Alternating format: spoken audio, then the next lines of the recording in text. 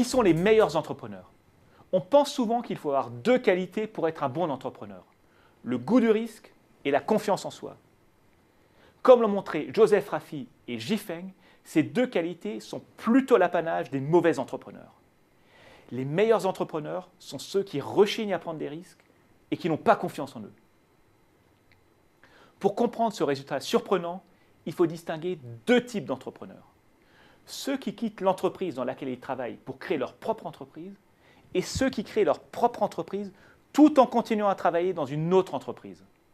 Aux États-Unis, 10% des entrepreneurs sont actuellement dans ce cas. On les appelle entrepreneurs hybrides parce qu'ils sont à la fois salariés et entrepreneurs. Par rapport à l'entrepreneuriat classique, l'entrepreneuriat hybride permet aux entrepreneurs en herbe de répondre à deux questions avant de véritablement se lancer. Mon idée est-elle bonne?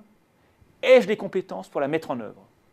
Si les réponses à ces deux questions sont positives, il démissionne et se consacre pleinement à son projet.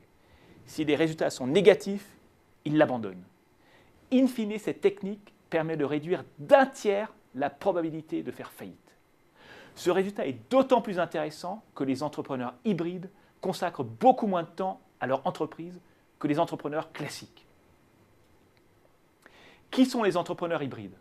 Comme on pouvait un peu s'y attendre, ce sont ceux qui rechignent le plus à prendre des risques et qui ont le moins confiance en eux. Ceux qui n'ont peur de rien et qui croient leur bonne étoile n'hésitent pas à se lancer, mais les résultats ne sont pas toujours au rendez-vous. On aboutit alors au paradoxe selon lequel les entrepreneurs qui connaissent les plus grands succès sont ceux qui aiment le moins le risque et qui ont le moins confiance en eux. On sait depuis longtemps que de nombreux entrepreneurs à succès ont créé leur propre entreprise tout en continuant à travailler dans une autre entreprise. On cite souvent les exemples de Steve Jobs et de Steve Wozniak, les deux fondateurs d'Apple, de Pierre Omidyar, le fondateur d'eBay, ou même d'Henry Ford, qui travaillait pour Edison lorsqu'il a créé son entreprise. Pourquoi ne pas les imiter? Avec le développement des technologies de l'information, il est de plus en plus facile de tester une idée tout en continuant à travailler dans une entreprise.